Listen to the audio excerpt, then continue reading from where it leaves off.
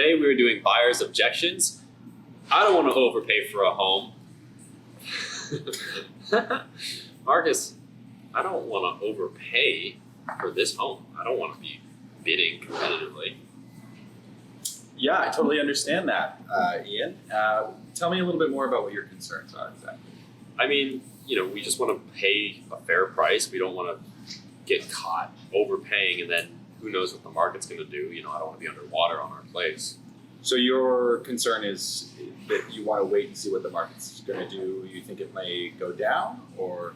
Yeah, I definitely think it's kind of high right now. So I don't want to, get really aggressive with an overbid and then, maybe the market tanks and now I've overpaid for the place. Yeah, absolutely. Well, I certainly understand that, and that's part of my job as well, is to kind of help you and guide you through as someone who does this constantly. I can be there for you to kind of give you advice and guidance throughout the process on that. But the good news is that the market in Hawaii basically never goes down. So you're in a good spot. Have you started looking around? Yeah, we've been looking, pretty actively. Okay. Yeah, I'd say you never know what you're going to get into until you start trying. So I say we start looking at some places, and we'll just start putting some offers in for you. Ian, that's about all I got for you. I don't want to do that, Marcus. You don't want to do that? That doesn't sound very It sounds good. really fun. Anyone help me out here? Joy. We can help him out. We can help him out. What? Sounds really Phone a friend. Phone a friend. Sounds really fun. Lifeline. Phone a friend. Ask him how long he's planning, willing to wait, or ask him how long he was planning on living in this property. Okay. Yeah, so what are your long-term plans, Ian? How long do you plan to live in the property that you find? I mean, we'd like to get something that we really are comfortable in and plan to stay for a while, ideally. Okay, great. And you're renting right now? We are renting. Yeah, okay, great. Well, so I think, let's, when you think long-term, and you think about the market, and how it kind of continues to go up each year, the money that you're putting in right now is all going to someone else. So, even if the market were to not continue to go up and it were to stay steady, you would still be making yourself more money by being an owner than you are as a renter. And that's just easy math. So, so you obviously don't. Just kidding. Sucks at math. Well, if you can't calculate that, Go on, Marcus. Oh my God. Okay. What else? Hold on, pause. So you asked one question and then you just went in a totally different direction with the renting. He never said he was renting. Did you? I did. Well, he Yeah. Did But you asked the question of how long I was going to stay. Yeah. Which is the route I would have taken, and then you ended up going in the rental route. And then, okay, so you mean go down the route more of kind of what the home will be worth long term. Long-term vision. or just follow the script of the route. Or just follow the script. Just follow the script. Yeah, or just do what we taught you. No. You could talk I think, you started it and then you veered off in that direction. Okay. Try it again. Okay. Do you want to read this little thing real quick before you try again? Lifeline. Does anyone else want to do it first? Lifeline. These scripts are nice. I love how much we just hammer Marcus. You guys hammer all the newbies. Maybe that's how you get better. Eric, you want to take a second? Oh, Eric, hey, I need that. Eric, we don't want to overpay for a house. I know it's a crazy market, and I think it's pretty inflated. It's too high right now. Gotcha. Yeah. What's the long-term plan with this home? I mean, if we find the right place, hopefully we don't have to go anywhere after that. We just stay put. Okay, so you're thinking, 10 years, 20 years. Yeah, it seems like a long time, but yeah, maybe. Gotcha, totally. Do you happen to know how much this home was worth about 3 years ago or so? No, I don't. Well, the ones you've been looking at specifically were worth around $800,000. 3 years later, they're at 1.1. What would I say? Wow, Eric. The equity has grown in just 3 years. Is that all you got for me? Yeah. What did you say, Michaela? Look how the equity grew just within 3 years. Look how much the equity grown in 3 years, Ian. How do you feel? I bet the people who bought or were looking then also thought this home was overpriced. But 3 years down the line, the equity exploded. Number D. Number D. All right, Marcus. Thank you. Thank you, Ian. Go back to my business partner. Okay, Ian. So what's your long-term plan? We would like, if we found the right place, we'd like to stay put and not have to move again. Great. That's a great answer because the home is only going to continue to gain value as you go. So, do you know what this home was worth a couple of years ago? No, I don't. No. Well, I did a little looking, and homes in this area in general have gone up by over 20% over the last couple of years. So if you take that into account, especially if you're looking at 5-10 year plan, this home right now listed for $1 million, you could easily be listing it for 20 to 30% more than that, 5 or 10 years. I don't want to make any guarantees on the market, but that's one way to think about it. It's just you want to think kind of long-term strategy. The people who are selling the home right now, it's easy for us to find out, what the market was like when they bought it just a few years ago, and they're doing great. So it's a good, I feel like I'm talking too much. I'm trying to think of another question I can ask. So what do you think about that? Does that change your? So what's your favorite color? Yeah. I think Maybe you should ask some more instead of like Tie downs are good. Yeah. talking to prove your point, Uh, you know what I mean?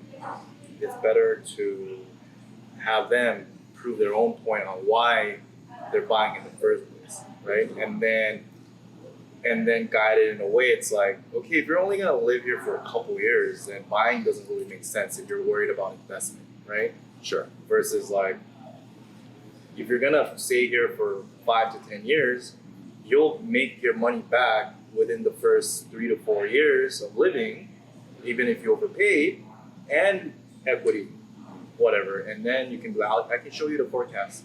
I can show you a chart that takes the historical data of this location, whatever, roughly 4.9% every year. You'll make like 45K, you know what I mean? Every year, Right. in appreciation, whatever. I So, feel like you do really good in the beginning, but then you get to a point where you're like, you want to keep backing what you're saying, so then you Yeah. keep talking, and then Yeah. you keep going, and then you almost lose track of what the question was, and then that's when you go blank. Yeah. So like if you bring it back just a little bit, like after you make a point, like just to pause for a second, see if they say anything, or even turn it into a question, it will go a whole lot further. Or like we said, like a tie down. Like make a point and then just be like, does that make sense? So that you're not just running away without them. I think like if you are gonna be doing a lot of the talking, you want to be as specific as possible, like with data and like actually backing it up and being very specific with examples. And you can say like, going back to like 2008, 2009, if you bought at the top of the market right before it crashed, you'd still be up like a lot by now. Like I don't know if you want to look that up, but Yeah. like Yeah. but I mean, don't say things like what a red flag that I caught is like, oh yeah, basically Hawaii prices never go down. You know what I mean? That even if that's true, like I don't want to say that. Okay. You know what I mean? Just it's in case like, something crazy I happens. mean, Maybe it's on just average. we long don't term, we don't have a crystal ball. Anything can happen. You know what I mean? So it's like I can show you the historical data that shows you literally dates all the way back 100 years, right? Or I can Sure. show you historical Rather data than from projecting. now Yeah. into 10 years, right? Or something like that. What I like to do is look at what the previous owner bought it for and what they're selling it now. And then, because that you can easily pull that one out. this could be you. Yeah, this Yeah. could be you. Yeah, this That's could be you. interesting. Yeah. That's what I used for this one escrow that I'm in. Because they wanted to pull out because they thought it was actually expensive. And it's like, well, look how much they bought it for in 2020 and look what they're selling it for now. Can you imagine that being you? Yeah, you still want to validate their concerns. You never want to be like somebody tells you, oh, we don't want to overpay. We think the market's really high. You don't want to immediately be like, no, it's not. Like I'll show you why. Like you want to validate them and then kind of build them up. So Yeah. like totally get it. Like it's a crazy market. People are like 2/3 of homes are selling for over asking, right? Like that's nuts. We don't know. At the end of the day, nobody knows where the market's going to go. Nobody has a crystal ball. Of course, in the short term, it's always going to go up and down, and you can never predict that. But long term, it's extremely probable that it's going to be going up because it always has. You can ask him like, what do you mean by overpay? Because his budget could be like 100K, and you'd be like, oh, that's perfectly fine. You know what I mean? Like, I don't want to pay over. Like, so you ask him like, I don't want to go over $500,000 over asking. Yeah. so it's a lot of uncertainties where because you're like, okay, then what do you have in mind? Like, Just asking more. exactly. Like, what do you mean by Just questions. Yeah, Devin does it really good. He always like affirms them, and then he always says to just find out exactly what they need, because what they need might not be what you think they need. Yeah, force Good job. them to be Wow. specific. Good job. Okay. Thank Next time, can you do that? you. Nope. Can you do All right, that for Eric. us? All right, Eric. Do it right now. Yeah, do it right now, Eric. Yeah. Easier Like said you than said. Ask about, like, We don't No want idea. to. We don't want to overpay, Eric. Nice job, Marcus. Thanks. Thank you. Hey, we don't want to overpay, Eric. I totally understand, Ian. Do you have long-term plans with the next home you're going to be purchasing? I like to think I have long-term plans. Gotcha. So you're going to be staying, planning to stay pretty long-term with this property, yeah?